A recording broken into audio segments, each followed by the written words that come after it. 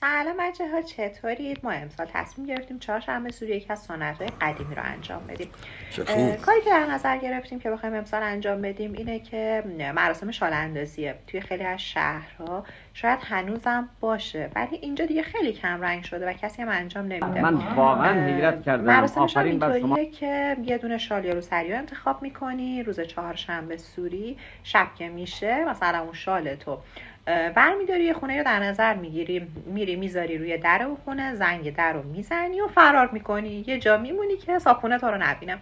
بعد که اومدن در رو باز کردن، شال رو بر میدارن. حالا صاحبخونه میتونه توش آجیل میذاره، پول میذاره، میوه میذاره، تخم مرغ رنگی میذاره، هر چیزی که دوست داشته باشه میتونه داخلش بذاره اینا. بعدش هم در رو میبند و ما میریم اون شال یا روسری رو بر میداریم. حالا امسال ما این کار انجام دادیم و فیلمش رو واسهتون گرفتیم. میخوام بذارم که ببینید چطوری ازش. خب این روسریمونه. بریم اولین خونه. اینجا زندایی ما یلدا رفتن و شالو گذاشتن، زنگم زدن، منتظر میمونیم. صاحبخونه اومد در رو باز کرد، شالو دید، رفت. مرسی. فکر کنم متوجه نشدش که این چی هستش و رفت بالا گفتش و اومدم بهش گفتن. اومد گرفت، داخلش انگار یه چیزی گذاشت، گره زد. دوباره دارن نگاه میکنن، فکر کنم فهمیدن کار ما هستش. گذاشتن روی در. خب حالا ما باید بریم. در باز شد که گذاشتن روی آیفونشون و رفتن. حالا ما هم رفتیم و برش داشتیم فرار. اومدن خونه، بازش کنیم ببینیم داخلش چی هستش. دستشون درد نکنه، 20 تومن پول داخلش بودش. خب خونه بعدی. بستیم به در و فرار. بچه اینا اومدن در رو باز کردن. اولش خیلی گفتن کیه، بعدش فکر کنم شالو دیدن. هنوز درشون بازه. باید ببینیم چه اتفاقی میافته.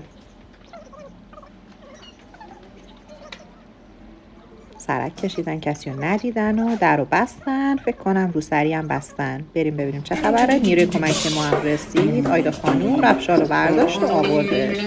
بازش کردیم، داخلش 5 تومن بود. دستشون درد نکنه. خونه بعدی. شال رو بستن دوباره و فرار. زنگم زدن و اومدن. در باز شد، شال رو برداشتن احتمالاً، چون ما از این ور دید نداریم که داره چه اتفاق میافته، و در بستن دوباره.